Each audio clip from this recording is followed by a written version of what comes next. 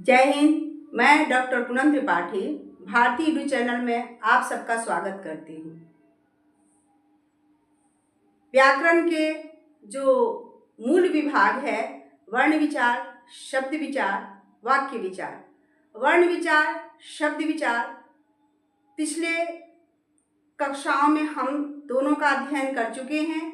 आज की क्लास में हम लोग अध्ययन करेंगे वाक्य विचार के विषय में। आज जानेंगे वाक्य किसे कहते हैं, वाक्य के कितने अंग होते हैं, वाक्य के कितने तत्व होते हैं, वाक्य के कितने प्रकार होते हैं। तो चलें आज के टॉपिक पे चलते हैं। वाक्य किसे कहते हैं? शब्दों के सार्थक समूह जिससे भाव व्यक्त किया जा सकता है वाक्य कहलाता है। अर्थात शब्दों के सार्थक समूह को वाक्य कहते हैं। अब आते हैं वाक्य के कितने अंग होते हैं। तो वाक्य के दो अंग होते हैं, उद्देश्य और विधेय। उद्देश्य जिसके विषय में कुछ कहा जाए और जो किया जाए वो क्या होता है, विधेय कहलाता है। जैसे राम बाजार जाता है। राम क्या है, उद्देश्य है। राम किसके विषय में कहा जा रहा है, राम के विषय में कहा जा रहा है। तो राम उद्देश्य हुआ और क्या कर रहा है, तो वो बाजार जाने वाला काम कर रहा है, तो वो विधेय है। और अब आते हैं वाक्य के तत्व के विषय में। वाक्य के 6 तत्व होते हैं, योग्यता, आकांक्षा, आसक्ति, सन्निध्य, सार्थकता, पदक्रम, अन्वय।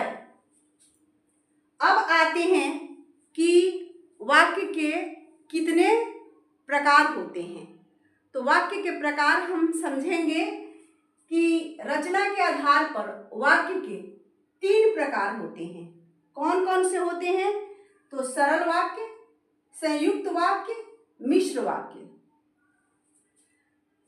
अर्थ के आधार पर वाक्य के कितने प्रकार होते हैं? तो अर्थ के आधार पर वाक्य के 8 प्रकार होते हैं।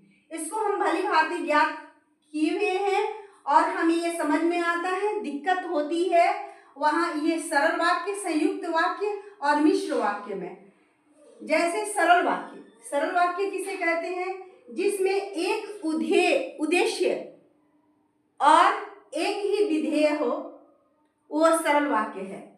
जैसे मोहन बाजार जाता है। मोहन एक उद्देश्य है और विद्यालय जाता है एक विधेय है।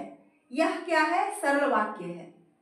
संयुक्त वाक्य में क्या होता है कि 2 उद्देश्य और 2 विधेय हो सकता है, 3 भी हो सकता है। और ये तीनों जो होते हैं या 2 होते हैं वह स्वतंत्र वाक्य होते हैं।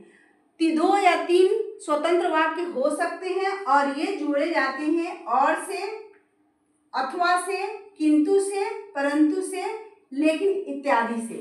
जैसा कि आपने देखा यहाँ पर कि मोहन विद्यालय जाता है और सोहन खेलने जाता है।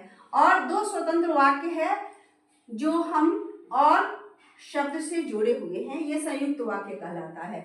और मिश्र वाक्य पहचानने का यही नियम है कि एक होता है स्वतंत्र वाक्य और दूसरा होता है उपवाक्य।